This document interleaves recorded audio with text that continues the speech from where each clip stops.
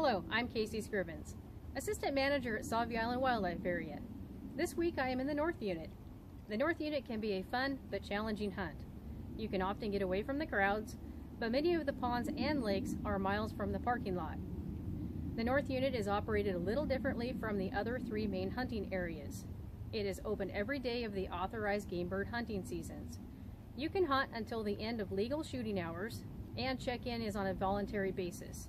However, I do encourage everyone to check in so that we can continue to monitor harvest and hunter numbers.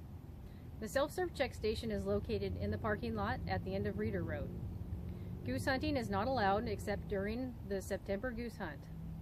Access is by foot or with a boat, and the nearest boat launches are located at Scappoose Bay Marina or the Gilbert River Boat Ramp. Almost all of the lakes are river level dependent and are tidally influenced, so be sure to check the river levels and tide book when planning your hunt. For more information on the North Unit, contact the Wildlife Area Headquarters or speak with check station staff. Now I want to switch gears a little bit and talk about mud.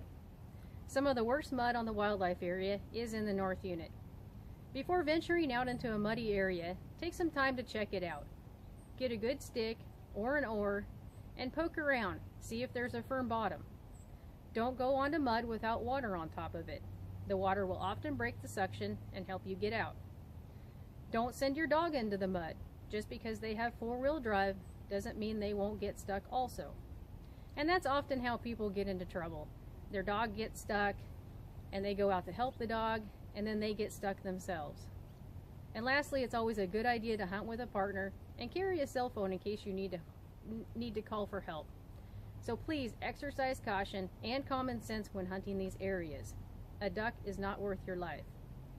The Columbia River outlook for this week looks pretty good, with high tides topping out near 8 feet. However, as we head into the weekend, the forecast shows the river on a steady decline, and by next week we'll be down around 5 feet. This usually spells bad news for all of our units that are affected by the Columbia River. The hunting last week was highly variable, with most units performing poorly. The season total is now at 8,300 birds for a 2.0 birds per hunter average. Mallard and widgeon continue to make up a large portion of the harvest.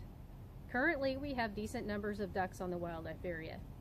I watched the fly-in last night, that is when ducks leave Sturgeon Lake and come into the feed areas just before dark, and I was pleasantly surprised at the number of ducks I observed.